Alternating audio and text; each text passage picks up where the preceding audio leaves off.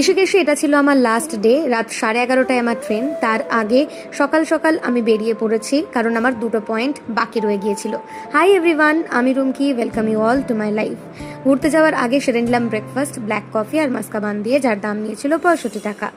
তারপর চললাম আমার প্রথম গন্তব্যের উদ্দেশ্যে, আর সেটা হলো ভূতনাথ টেম্পল।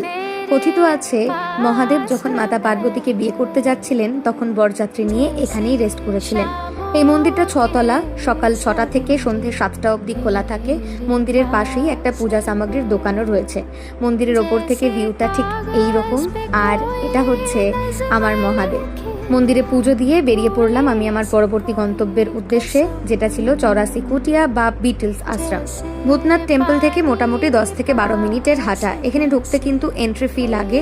সমস্ত ইনফরমেশন তোমাদের জন্য দিয়ে রাখলাম। কিছু ডকুমেন্টসও ক্যারি করতে হয়, সেটা কিন্তু ক্যারি করতে ভুলো না। এই 84 কুটিয়া এখন আন্ডার কনস্ট্রাকশন, তাই ভেতরে ঢুকতে দেওয়া হচ্ছে না। তবে খানিকক্ষণ এখানে নিরিবিলিতে নিজের মতো সময় কাটাতে পারো।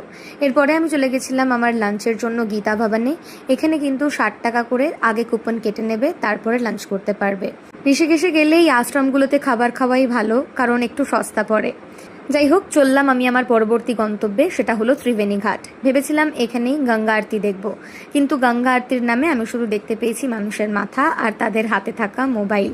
প্রচণ্ডই ভিড় হয় এই ত্রিবেণী ঘাটের গঙ্গা আরতিতে। তবে হ্যাঁ, গঙ্গা আরতির শেষে একটা কীর্তন হয়, সেখানে কিন্তু আলাদাই ভাইব আছে, এটা এনজয় করার মতো।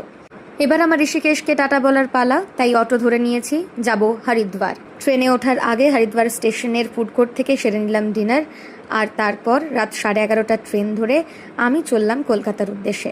ব্যাস, এখানেই শেষ হলো আমার ঋষিকেশ ট্রিপ। এবার দেখা হবে কলকাতায় নতুন ডেলি ভ্লগে। টাটা।